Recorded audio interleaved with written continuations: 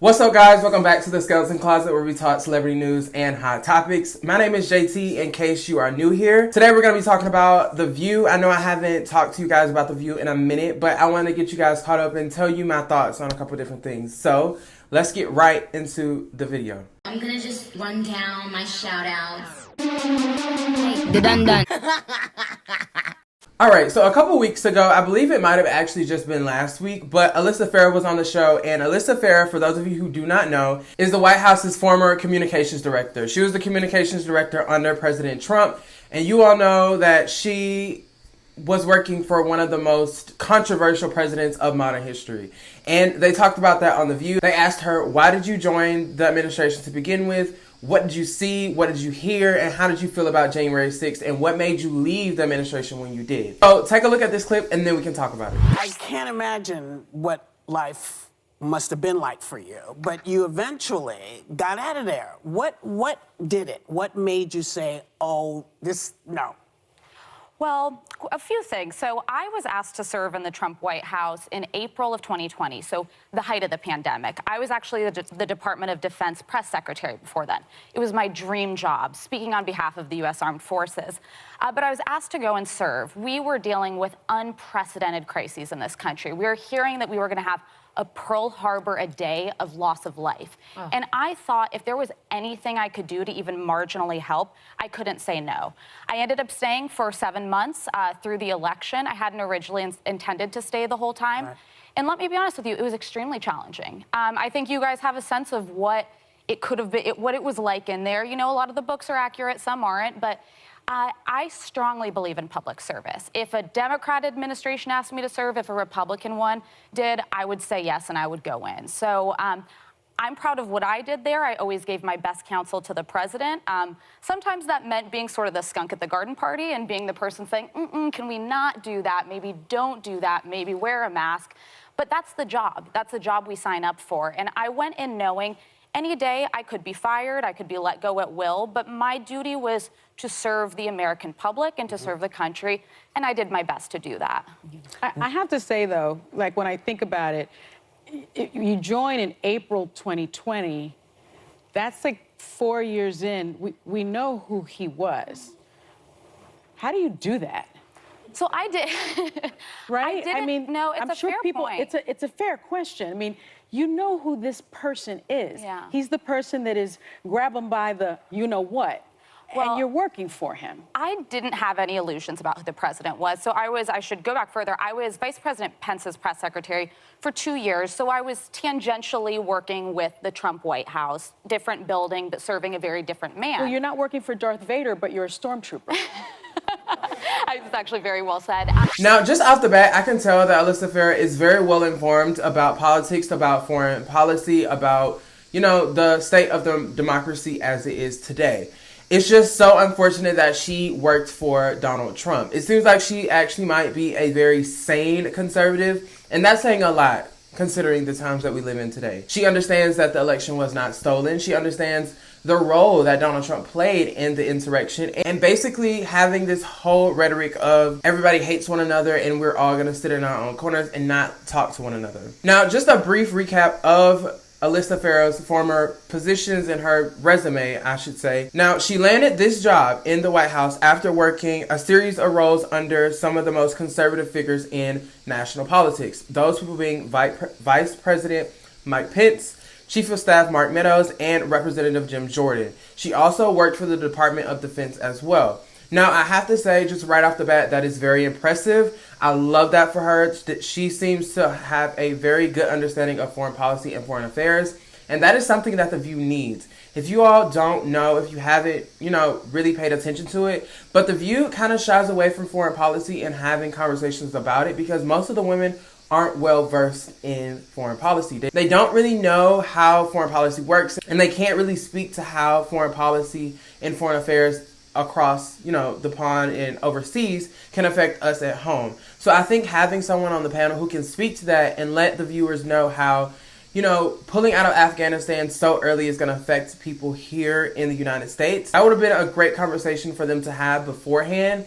moving forward, if they do decide to have a conservative on the show, or just add someone on the show who can speak to foreign policy and foreign affairs, I think that'll be very good for the show and also good for the viewers, because a lot of times viewers are kind of confused about why foreign policy and how diplomatic aid overseas can affect people here in the United States and how it affects them here at home. So if they want to be more informed people and more informed voters, that'll be a great thing for them to speak about, because foreign policy is one of the big things that any administration is going to have to deal with. And I do want to take note that Sunny always asks the most important questions. She always wants to get down to the nitty gritty. She always asks the most juicy and the most interesting questions. Yes, I want to know why you joined such a tumultuous situation. You knew what was going on in the Trump White House and you decided to go anyway. Why? That was a great question as well. What does Ivanka and Jared do at the White House? What is their role? What were they doing in the White House? And how did people feel about them? It's quite known that a lot of people had some sort of disdain for Jared and Ivanka. A lot of people called them the interns. It was a joke because they seemed to have this idea about themselves that they knew what they were doing, but actually they were very inexperienced. And just wanting to know how she felt about being in the administration and what her role was. She actually talked to Politico about what her role was and how she felt her role was in the insurrection and what she felt like she added to the administration as well. Now, on this Politico article, it is titled, I Stepped Down Because I Saw Where This Was Heading. Former White House Communications Director Alyssa Farrah talks about the violence at the Capitol, whether she would support her former boss in 2024, and where the party goes from here. Now, this story was written January 7th, the day after the January 6th insurrection, and we are a couple months past that now. We're still dealing with the fallout of January 6th. There are committee hearings on Capitol Hill. They are issuing subpoenas. A lot of Donald Trump's aides and body men and people that stand close to him are dodging subpoenas at his request. And they could possibly be held in contempt of Congress because they won't show up and provide their testimony. Now, in this interview, there are a series of questions that the interviewer asked, or the journalist asked Alyssa Farrah about, the administration, her time in the White House, and what her role was in the insurrection, or, how she felt like she could help the administration.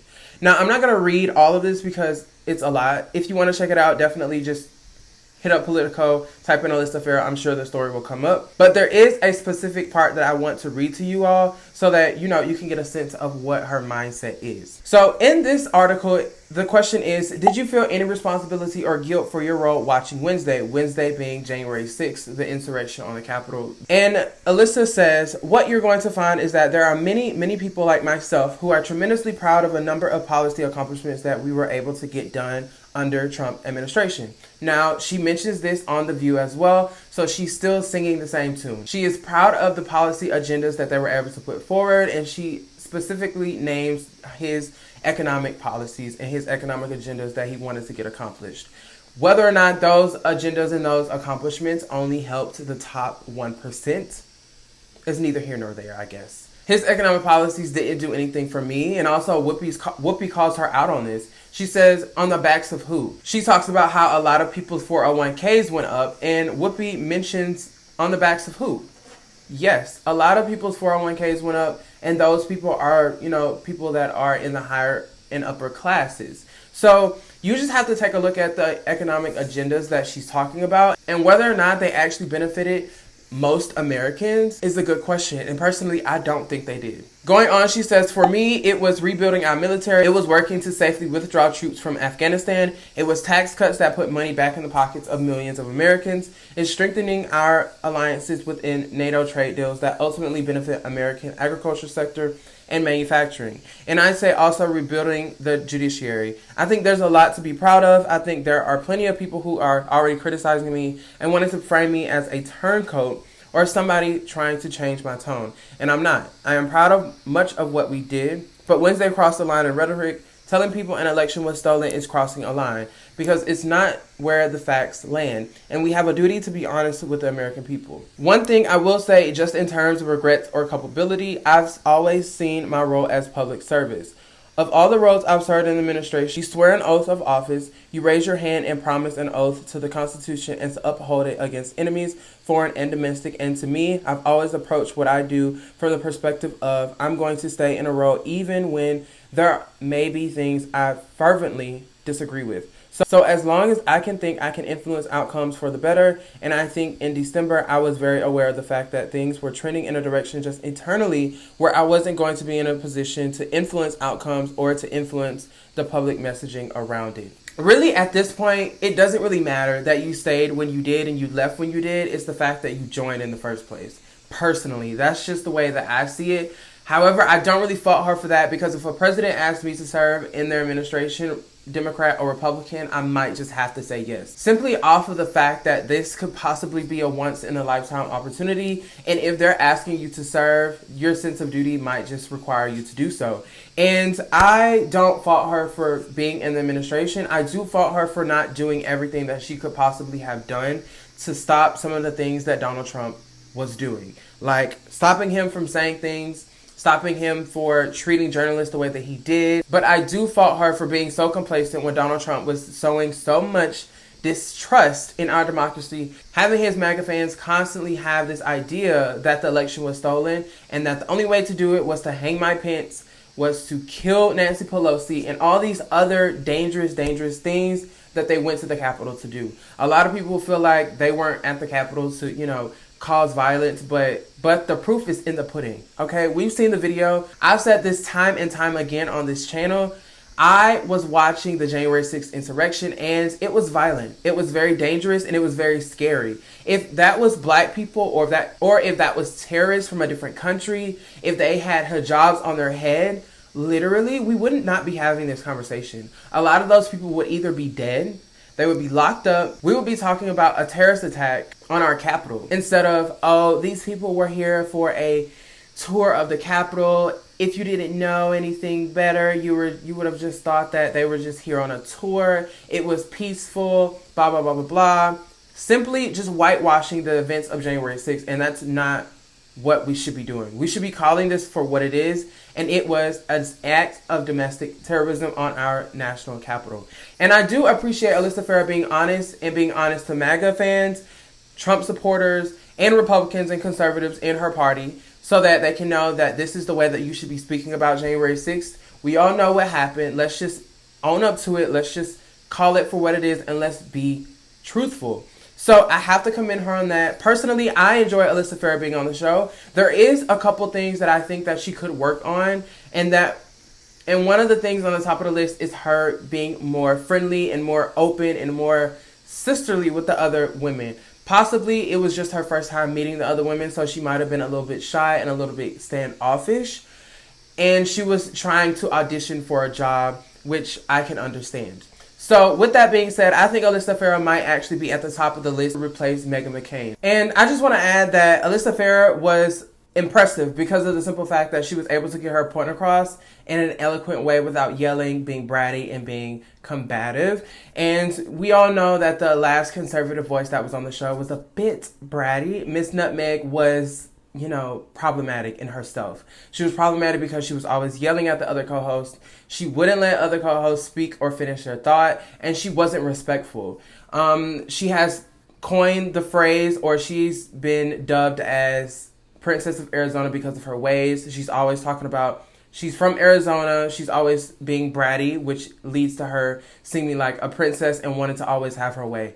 So it is very refreshing to see her do the conservative way without, being like Meghan McCain, because Meghan McCain was not what the show needed. She was good for television, but to have the respectability of the show and continue to have the elevated conversations that need to be had, Meghan McCain was not good for the show, and she continued to bring the show down and make it seem a little bit more catty than it needed to be. Again, I know I've said time and time again that I enjoyed Meghan McCain being on the show because she was good for television. She was good, she was entertaining, and it was funny, and it was nice to laugh at and see her spiral and combust on TV. But ultimately, for the show and for the integrity of the show, it's good that there's somebody like Alyssa Farrah who can speak to conservative values and get their point across in a more respectful way. Let me know what you guys think down in the comment section below about Alyssa Farrah being on the show. Did you enjoy having that conservative voice on the show? Because, like I said time and time again, The View needs that conservative voice to make the show more well-rounded. Did you appreciate her being honest about January 6th, or do you think this is just convenient for her because she wants to be on The View? Let me know what you guys think about Alyssa Farrah in general down below. and who you're looking forward to see as the next conservative voice on The View. Let me know about all that down in the comment section below. And if you haven't already, be sure to hit that like button so that I can know how you felt about today's video. As well, go ahead and hit that subscribe button so that you can join us in the closet and become part of the family. Thank you guys so much for watching. I'll catch you in the next one. Take care.